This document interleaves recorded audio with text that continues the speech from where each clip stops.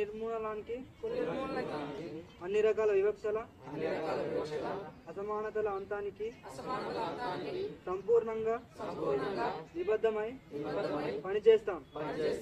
అసమానతల్ని వివక్షల్ని బలపరిచే అంశాలు ఏ మతంలో ఉన్నా వ్యతిరేకిస్తాం.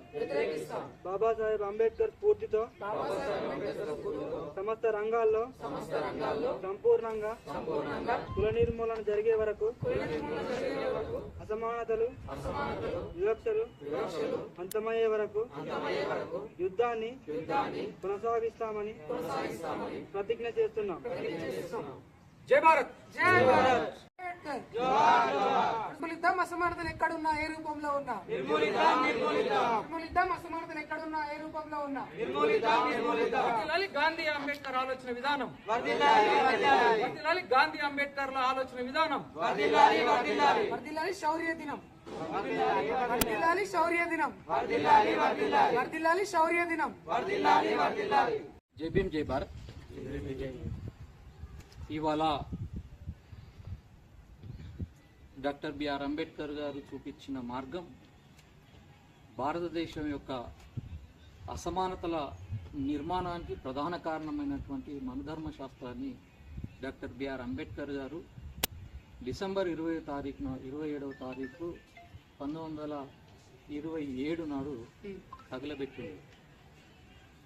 మనుధర్మ శాస్త్రం మాత్రమే ఎందుకు తగలబెట్టిందంటే, ఆ రోజు అంబేద్కర్ గారు ఉన్నప్పుడు ఈ భారతదేశ నిచ్చెనమెట్ల కుల వ్యవస్థ అసమానతల నిర్మాణానికి సంబంధించి ప్రధాన గ్రంథంగా ఆ రోజు మనుధర్మ శాస్త్రము అంబేద్కర్ గారి కళ్ళ ముంగట కనపడింది. కాబట్టి ఆయన డాక్టర్ బిఆర్ అంబేద్కర్ గారు మనుధర్మ శాస్త్రాన్ని తగలబెడుతూ భారతదేశ మానవాళి మధ్యలో అసమానతల నిర్మాణాన్ని పూనుకునే ఏ గ్రంథమైనా అది మా శత్రువే అని చెప్పేసి ఆయన నిరసన తెలియజేసిన దినం డిసెంబర్ 25.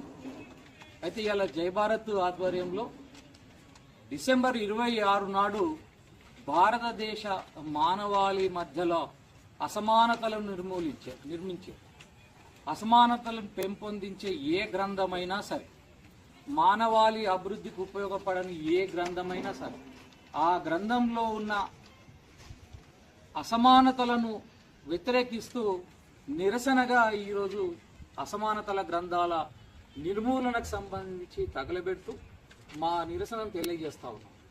ప్రధానంగా ఇలా మహాత్మా గాంధీ గురించి తీసుకున్నప్పుడు ఈ దేశంలో మహాత్మా గాంధీ మీద అనేక రకాల కుట్రలు, భారతదేశానికి మహాత్ముడు ఎట్లే లేదు, అంబేద్కర్ గాంధీ మధ్యలో అసమానతలు ఉన్నాయని చెప్పేసి ఒక అభూత కల్పన ఈ దేశంలో జరుగుతూ ఉంది.